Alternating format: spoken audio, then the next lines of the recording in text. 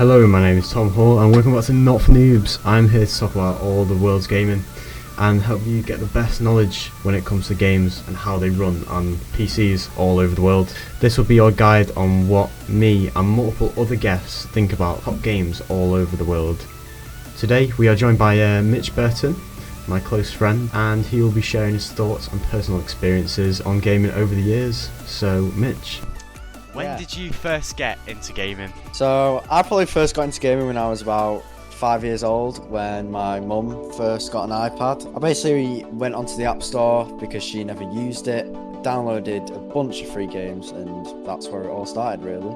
That's where everyone's young childhood started gaming, to be fair. So what is your favourite genre of game? Oh, that's a good one. I like a lot of genres of games, not gonna lie, but I think mine would have to be horror. Just the thought of playing in a horror game and you are in control of the character and you don't know what's coming, it just makes it 10 times scarier than a horror movie. So yeah. I totally get you. We've played horror games in the past and We have. it's not been the best of times. It has But it's been fun though. It has. From just some of the games coming out soon, what are you most excited for? Not gonna lie, I really like the State of Decay series. It's basically an open world zombie game. You can go around, you can find other survivors, make friends, build a base, and the State of Decay 3 is coming out soon, and it honestly looks amazing. I'm really excited for it. I've played State of Decay 2 and I did enjoy that game, so maybe I'll have to give it a go. Do you like listening to music when playing games? That is an interesting question.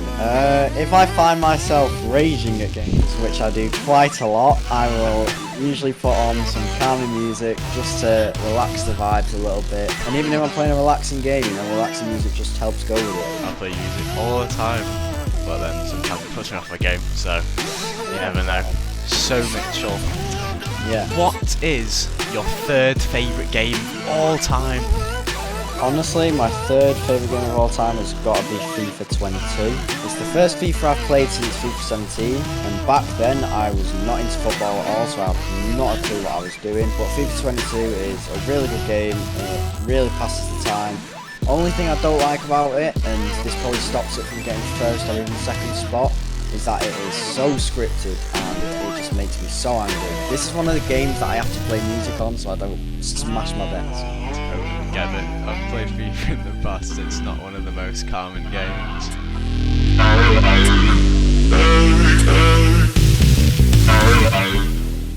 If you had to compare it to another game, what would it be? I would compare it to PES, or as it's now known, eFootball, just because that's also a football game, but FIFA definitely has better controls. It's so much easier to play. Less scripted, like you were saying before. Yeah, less scripted, definitely. So how did you get into this game? The Football Euros happened last year in 2021, and that was the first proper football tournament I'd watched, and I absolutely loved it. The atmosphere was amazing in England with the whole It's Coming Home, and I really enjoyed that football tournament, and I just got into football right there and then, and I was just hoping to get FIFA 22, which I did, and I'm very happy that I did. Totally get you. I remember watching the Euros match. It was so intense. That got me into football a bit more, to be fair. But it was a great game. A bit unlucky, but you know. How well does this game perform on your preferred device? Well, I play on my Xbox One S, which is still pretty decent, not gonna lie. I know a lot of Xboxes have come out since then, but the Xbox One S still runs FIFA 22 quite decent. It runs pretty well, it's quite smooth at times. Other times it's a bit laggy, but that's mainly when my Xbox needs a good clearing out. So it's not really the Xbox's fault, it's my fault for being too lazy to clear it out. If you had to summarise a game in 3 words, what would they be? Rage inducing, would that be a word or would that be 2 words? I've never heard of that word in my life, but you can That's say rage if you want. hyphen inducing. Okay, yeah, I guess so. It's very rageful. It's fun, especially when you're playing with friends. It is really fun. It's just, you definitely got a lot more angry times than you do have times actually having fun on the game. It's a very competitive game. The third one would be addictive. Once you find yourself playing one game, you just can't get yourself off it. You're always playing another one, another one, another one. You start telling yourself, right, this is my last game, but you just can keep on playing. It's bad. That's just commitment to the game. That's just gaming for you. It's addictive.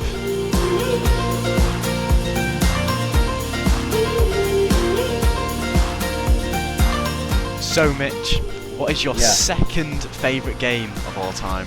This would definitely have to be Rocket League. It is such a good game. It combines the whole racing games with football games. You're literally playing a small arena with a bunch of cars, trying to score goals against the opposition team whilst also trying to defend your own goal, and it's really fun. Yeah, I've played it before. One of my favourite games ever made. When did you first play this game?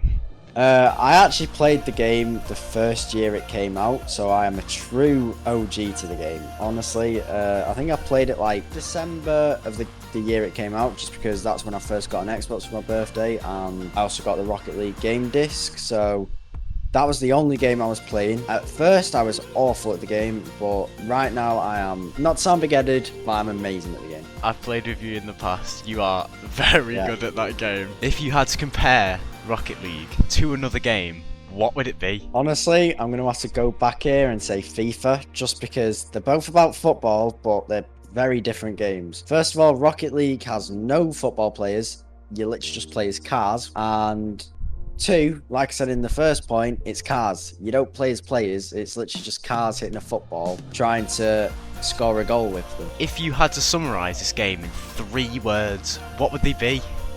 I'd have to say funny, especially when you're playing with your friends, because sometimes stuff just happens and you just end up laughing. Whether it's your friend scoring an own goal, or whether it's someone hitting a really amazing trick shot on the game and you just have to laugh in amazement. Yeah, I'd have to say funny. I'd also say relaxing at times, especially when you're playing against people who aren't as good as you, because some of the arenas have very good vibes, such as the aquarium one, where there's like fish and all sorts of sea creatures swimming around you. It's just very calming, a lot more calming than FIFA. And third, I'm going to have to say addicting again. I mean, once you play a game, it's hard to get off it. Like, you're always telling yourself, just one more game, just one more game, and you can't. You're literally just playing for hours on end. Yeah, it is a great game.